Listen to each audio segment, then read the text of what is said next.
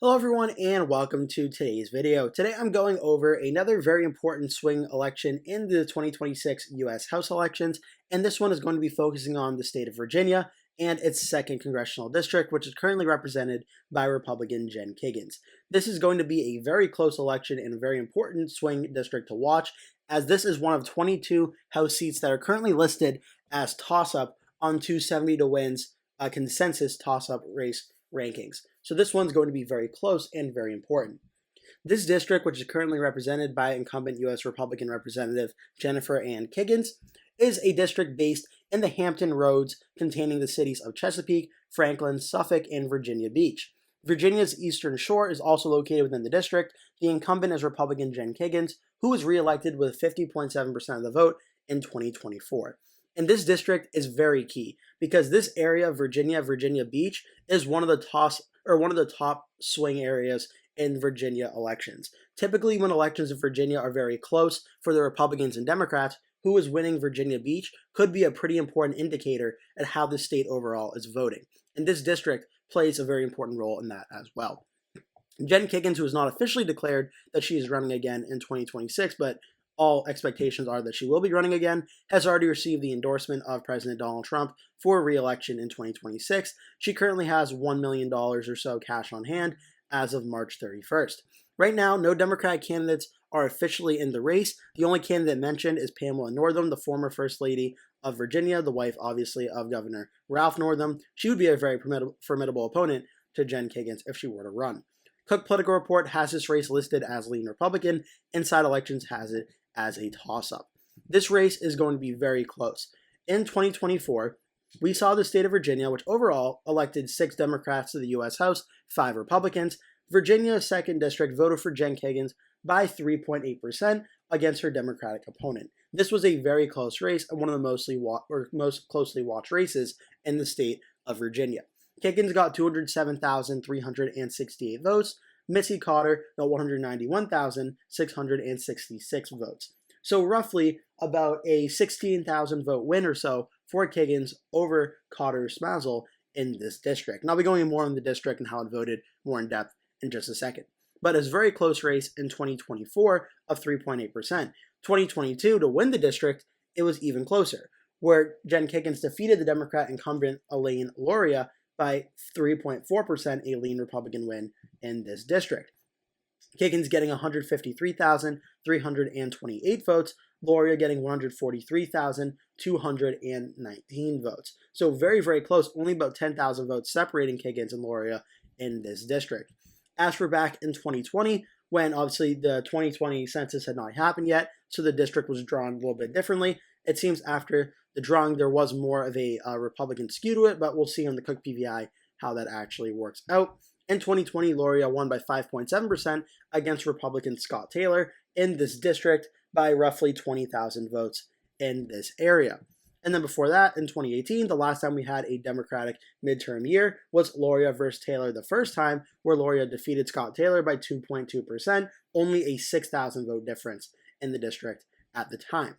As for this district now for the Cook PVI for 2025, this district is currently listed at an even rating. So 2023, the district was Republican +2. 2025 now, this district is even. So the Democrats and Republicans, based on the voting history and such of this district, do not currently have an advantage for the Republicans or Democrats, which means this is one of the top battleground House districts in the United States. It does have a Republican incumbent, but essentially says that from an electability standpoint, the Republicans and Democrats have an even playing field here. And this race is going to be very important for House control. Because right now, on the U.S. House map overall, if you want to look at the main map here, the 2026 consensus map has Republicans at 208, Democrats 205, with about 22 seats left up for grabs. The current incumbent party map right now is Republicans at 220, Democrats are at 215.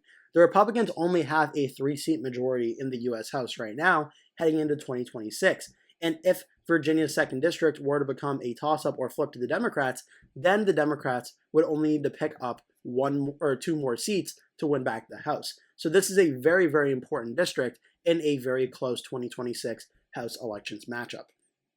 Looking now at 2024, this district includes several key areas. The largest by population is Virginia Beach. the Virginia Beach County. It has 225,382 votes in 2024 of the overall 408,231 votes reported. So this district alone makes up more than half of the district, and you're going to find it right here. Jen Kiggans was able to win this district very narrowly with 49.4% to Missy Cotter Smazzle's 48.3%. And this was a very, very big, crucial win because winning it gave Kiggans a net lead of about 3,000 votes.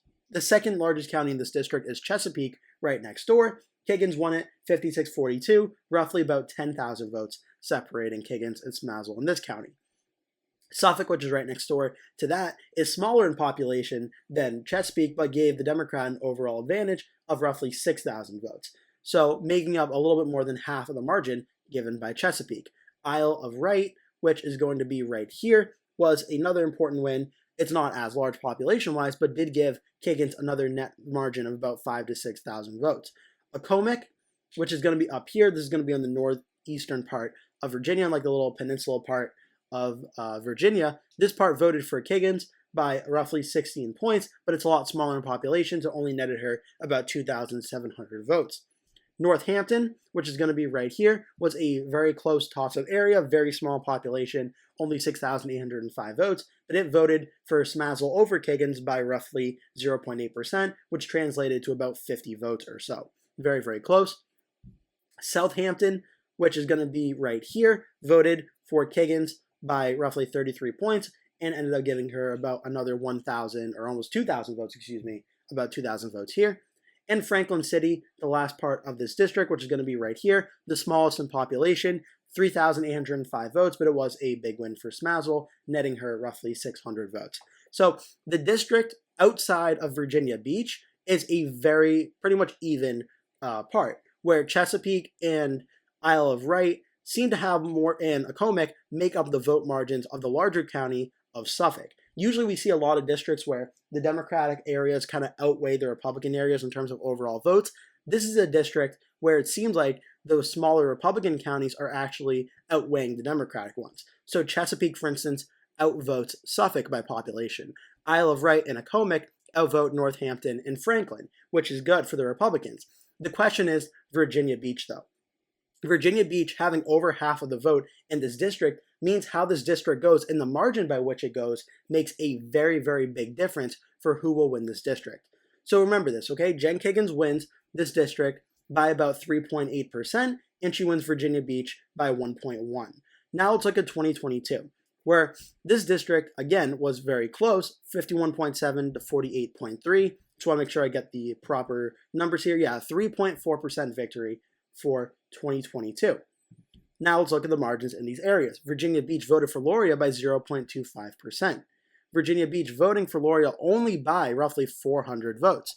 So again, that was very big that Loria won it, but she won it by such a narrow margin. The Republican margin of victories and net votes gained from Chesapeake, Isle of Wight, and Accomack made up the vote margins of Virginia Beach and Suffolk and Northampton and Franklin City. So it appears for the Democrats to win this district, not only do they have to win Virginia Beach, but they also have to win Virginia Beach by a large enough margin to make up the overall vote numbers that will come out of Chesapeake and Isle of Wight and Accomack, which will overpower Suffolk and the votes gained from Suffolk and Virginia Beach. Now, in this election, though, it was consistent. Virginia Beach had 162,000 votes of the 196,000. So once again, Virginia Beach was more than a majority of the votes casted in this district. Let's just now take a really quick look. This was 2022.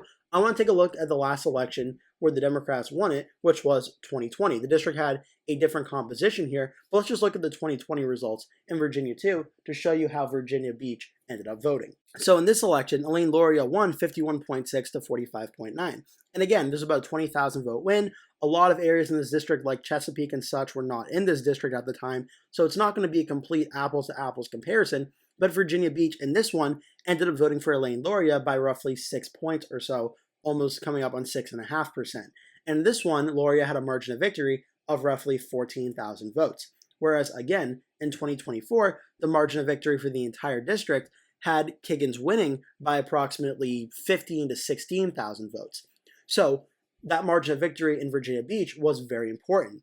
In 2020, 2022, a midterm election year, the overall margin of victory was roughly 10,000 votes. So that 10,000 vote overall win county district wide, when you look at 2020, when this district voted for Loria, Virginia Beach voted by about 14,000 votes, that would have been enough to be the difference maker in this election. So Virginia Beach's margin of victory for the Democrats is also very crucial if they want to win this district.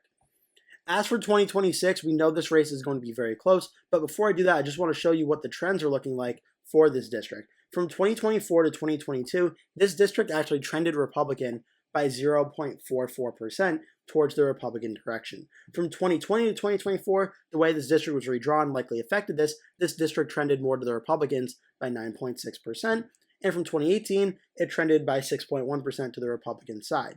So the district being redrawn likely is going to affect how it shifted, so that may be a little bit of an overreaction to take too much away from this, especially considering 2016 it shifted about 19 points to the Republican side, but from 2022 to 2024, it did shift 0.5% towards the Republicans. What this means for 2026 is that this is going to be a very close race. The current Cook PVI has the Democrats favored by 2.6%. It is worth looking at for the national vote overall. I'm just going to look at the overall vote here. Republicans in 2024 won the national vote for the House by roughly about 3 points or so when they won this district in 2024. In 2022, they also won this district when Republicans won overall nationwide by about 3 points. In 2020, when the district was more Democratic, but it did go to the Democrats won the House by 3 points.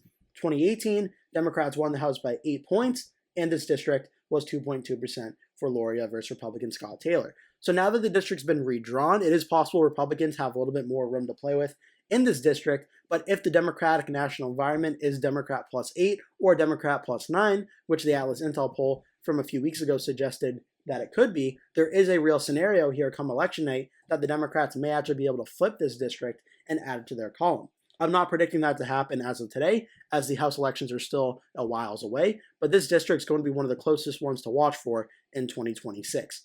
I hope you enjoyed this video. Make sure to like and subscribe if you did. Leave a comment below telling me your thoughts on this district, and I hope to see you in a future video.